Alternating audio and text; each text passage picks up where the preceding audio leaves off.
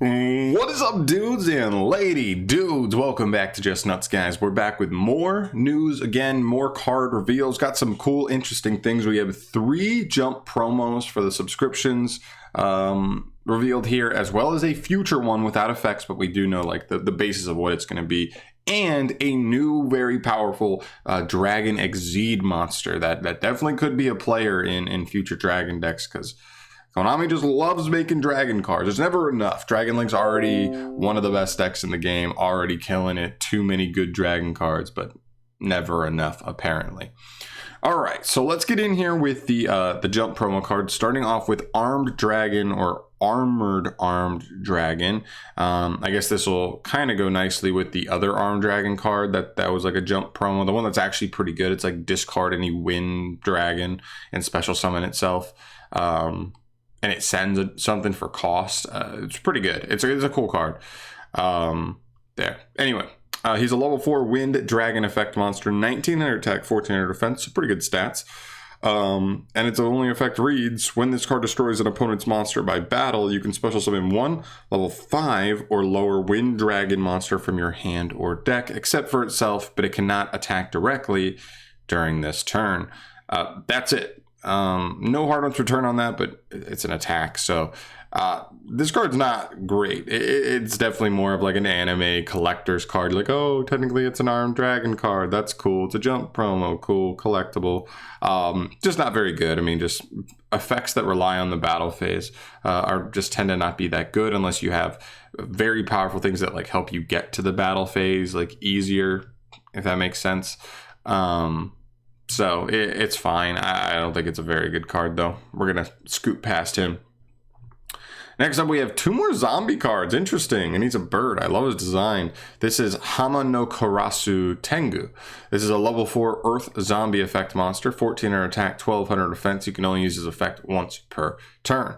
If this card in its owner's possession is destroyed by an opponent's card effect and sent to the graveyard, or if it is special summoned from the graveyard, you can target 1 attack position monster your opponent controls and destroy it.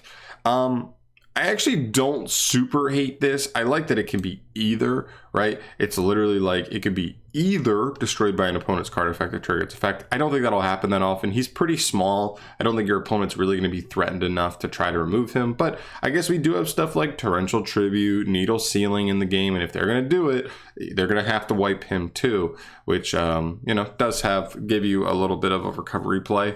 But mainly summoning him back. There are definitely cards that you could play in a zombie build where it's kind of focused on getting a guy like this guy in grave. He doesn't really do too much outside of that, but once you get him in grave, you can just Mizuki him back. There are other cards in the deck I know that can get him back, and that triggers him to just pop an attack position monster. Most monsters are played in attack mode because if you want to be offensive, deal damage, destroy a monster at battle, you're going to need to be in attack. So I'm with it. I don't think this card's amazing, of course, but like it could just be one of those tech cards where you just try and loop him, right? Like you just get him in grave, and then every turn you're just trying to reborn him off of Mizuki effects. You loop Mizuki effects.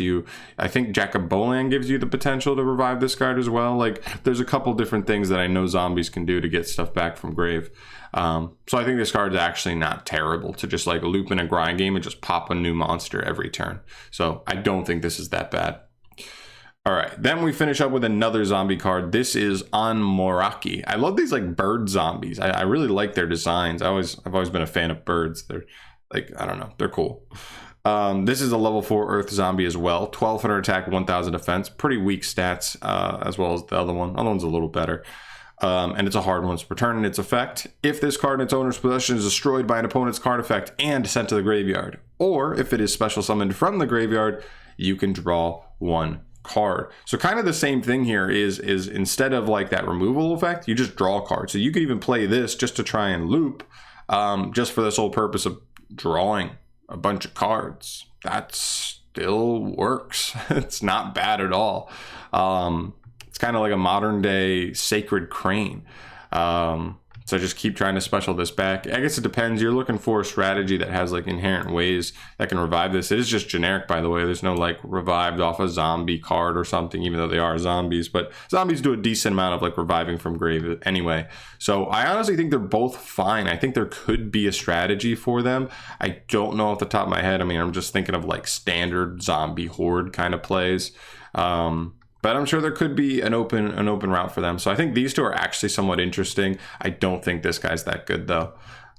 Next up, I might as well mention it here. Deep Sea Repetiteur. I don't know, whatever. She's like a deep sea card, which is really cool. She's a level 5 synchro tuner. That's water. The only things we know about it is that it has 2 effects that support decks based on water attribute, which is pretty cool. So hopefully it'll just be a generic, pretty cool card that reminds us of maybe Ib, or maybe what's the other one, like the Garden Rose Maiden. This kind of reminds me of level 5 synchro tuner, right? Like in that same realm. We'll see. I definitely think they need to be careful with this. We all know that like mermails and deep sea, these deep sea decks, they're all about just hand looping. So we need to be careful on like what kind of support they get, because hand looping is a problem. So hopefully we don't have to deal with that. But maybe it's still just a good engine card for them. We'll just have to keep an eye on it, see where it ends up. And the last card we have here today is Volnagesh, the Black Lava Dragon. The design for this card is really, really cool. He's riding like this demon goat thing. I mean, I don't know, demon horse. And he's like this big black dragon guy. He's got really, really cool design with a cool like dull sword. Which is like oddly satisfying. Who would have thought that a sword that's dull is like satisfying? But anyway, let's get into his effects. He is a rank 7 Dark Dragon Exceed monster. He has 2500 attack and 2100 defense. He is completely generic, taking any 2 level 7 monsters. Very, very nice. And his effects read as follows. Once per turn, you can attach 2 materials from this card to target a face-up card on the field. Destroy it. If it was a monster, you can have one face-up monster you control gain 300 attack times the destroyed monster's original level or rank until the end of the next turn. This card cannot attack during the turn you activate this effect, and if this card has a dragon monster as material, this effect becomes a quick effect. So yeah, I mean, long story short, it's kind of like a Drident. If you can make this with a dragon or just have a dragon material, like you may not even need to make it with dragon if you can have another way to like put a dragon material on it. It's a quick effect. Pop any face-up card and then get a boost if it's a monster. I think this is actually a pretty good card. Could definitely be like an end board tool for certain decks for sure. And I'm very, very curious to see like how that, like where that could go. It's also interesting to note that this is like just a dark Exceed monster, which means you do even have the potential of possibly ranking up something that's like a lower level like Dragon Exceed into this, just to get at the dragon materials, and maybe even more than 2 materials to potentially resolve it twice. It does just seem like a soft once per turn. So kind of a cool little thing going on here. We definitely could potentially see this become part of end boards, depending on where dragon builds go, where dragon combos go, all that stuff. I think he's interesting. I don't think he's like, oh god, the end all be all. If he had some kind of like overlay effect like Zeus does, that's like pretty easy and like super generic, then I think you get into that territory. But for now, I just think he's a decent monster. He's a generic 7 that becomes a Drident. If it has a dragon material, and I think that's respectable for sure. So yeah, really cool cards. Can't wait for more. Honestly, I'm really curious about this card. I really think water decks are interesting.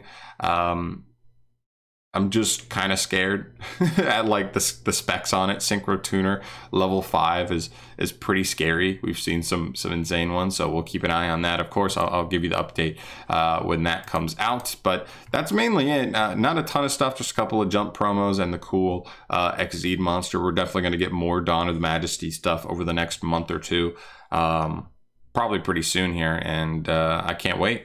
I'm going to bring that to you there when it comes out. Thank you so much for watching. As always, guys, subscribe to the channel if you want to see more videos from me and stay up to date on any new Yu-Gi-Oh card reveals, because I pretty much review every new card that comes out as long as they are interesting. We'll say interesting. So yeah, thank you so much for watching, guys. I'll see you in the next video. Bye.